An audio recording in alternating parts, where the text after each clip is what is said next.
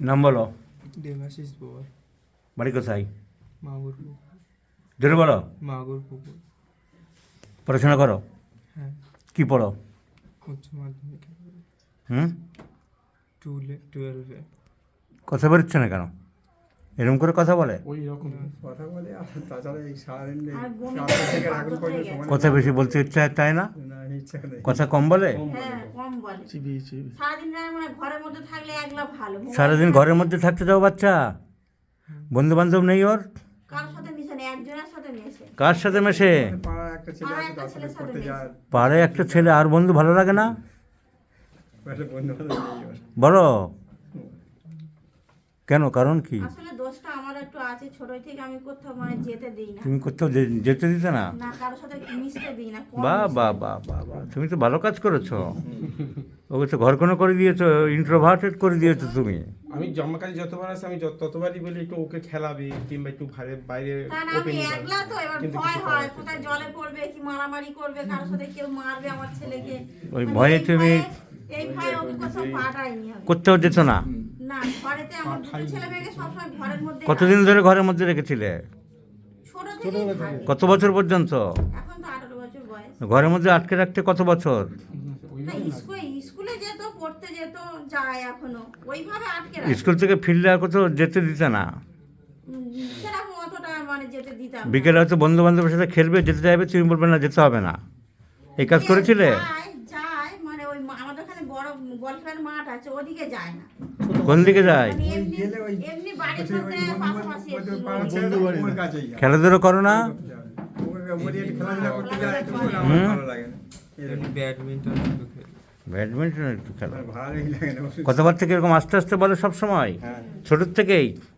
চিবি। খুব শান্ত ছোট থেকে। ছেলেটা খুব শান্ত, শান্ত ছেলে।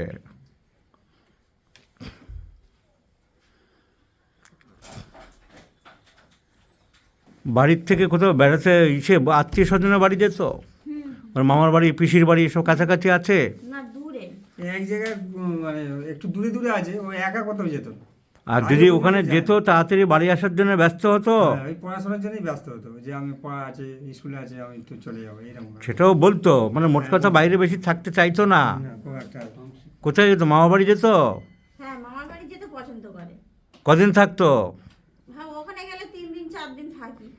তাড়াতাড়ি বাড়ি আসতে মন চাইতো তোমার? অন্য বাচ্চাদের সাথে তখন খেলা করতে থাকতো। তখন আমার মানে ছোট একটা মাসি আছে, তার সঙ্গে বা ছোট ছোট মামা আছে, তাদের সঙ্গে মানে খেলা করি, তাই জন্য মানে আসতে একটু হয়।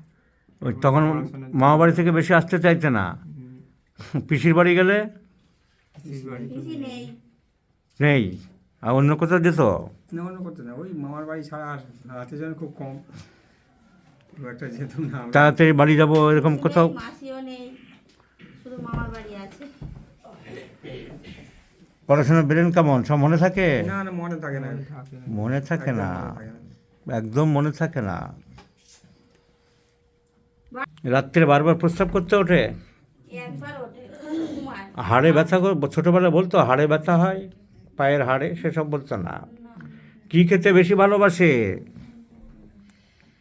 এমনি কিরকম পছন্দ? ফল ভালোবাসো? না, আপেল টাপেল খাই না একদম। আপেল টাপেল খায় না একদম।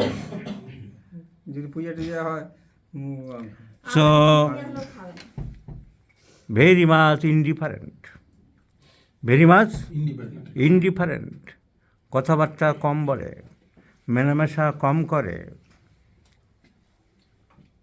Answers very slowly, memory weak, শ্বাসকষ্টের রোগী। ও সামান্য ডাস্টে অ্যালার্জি হয়, সামান্য ডাস্টে হাঁপানি হয়।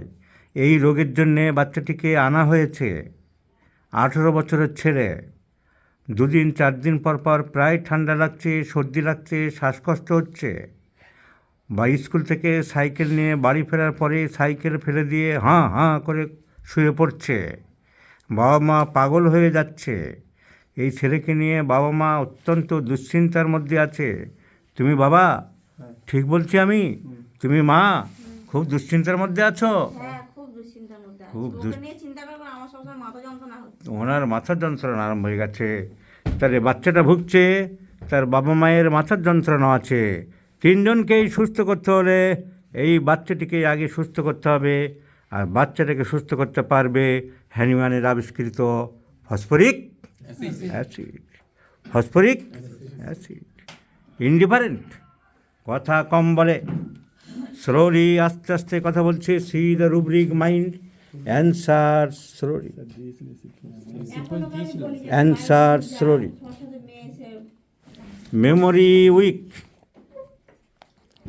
Memory weak, memory weak, phosphoric acid.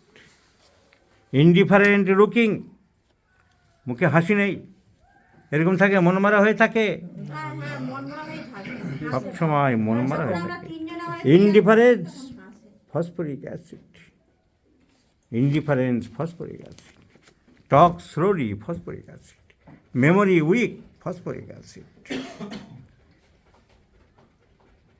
সবসময় একটা lack of energetic, phosphoric acid. Phosphoric acid আগে যদি দিয়ে থাকো, কত ডোজ দিয়েছে কারা, কীভাবে, তারপরে কন্টিনিউ করেছে কিনা, পরে ওয়েট করেছে কিনা, অন্য ওষুধ আবার দুম করে চলে গেছো কিনা, অনেক কিছু নির্ভর করে। ফসফরিক অ্যাসিড তুমি আমার মতো কনফার্মলি ভাবনি, হয়তো লাভ দিয়ে আবার কিছু বলেছ। 3-4 দিন আগে দিয়েছি। 3-4 দিন আগে দিয়েছ, 30। তাহলে 3-4 দিন আগে 4 দিয়েছে ডোজ। Phosphoric acid 34 dose. তাহলে ফসফরিক অ্যাসিড 34 ডোজ দিয়ে আনলে কেন? তাহলে ওয়েট করছে, ওয়েট করে ওরা আনছে। শোনে না স্যার, কি করবো? তো phosphoric acid is the choice of আমি মেডিসিন। wait করতে চেয়েছিলাম, কিন্তু ওরা শোনেনি আমি যাবো। তোমাদের এই ডাক্তার ওষুধ ঠিক দিয়েছে, এরপরে তবে ইন্ডিয়ান ওষুধ তো, ও তো জার্মান ওষুধের দাম ওদের দেবে না, ওরা চাইলে বলবে ডাক্তারবাবু অত টাকা দিতে পারবো না, ওরা ওই জন্য ওষুধ রাখতেও পারে না। আমেরিকার জার্মানের কিছু ওষুধ দিতে হবে, সেগুলো আমি দিচ্ছি, সম্পূর্ণ সুস্থ হয়ে যাবে, নিশ্চিন্তে থাকো, তোমার ছেলেকে সুস্থ করার দায়িত্ব আমার। সুস্থ হবে কতদিন লাগবে সুস্থ বেশি দিন না, 3-4 বারেই ফরেন ওষুধ দিচ্ছি, 3-4 বারেই সুস্থ হয়ে যাবে। ওর জন্য এই বাচ্চা, আমার মা বাবাও পাগল হয়ে যাচ্ছে ওর জন্য আর বাবা মাকে পাগল করো না, তাড়াতাড়ি সুস্থ করে দেবো তোমাকে।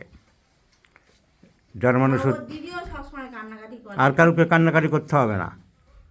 তোমরা যদি ডাক্তারদের জার্মান ওষুধের পর টাকা দিতে, তাহলে এইসব হতো না, তোমরা তো দেবে না, ওরা কী করবে বেচারিরা? টাকা থাকার মতো একটা ঘরই নেই থাকেও যা খুব গরিব স্যার, সেই ওই জন্য তো মুশকিলেই। ঝড় হলে ওনার বাড়িতে চলে যেতে হয় আমাদের।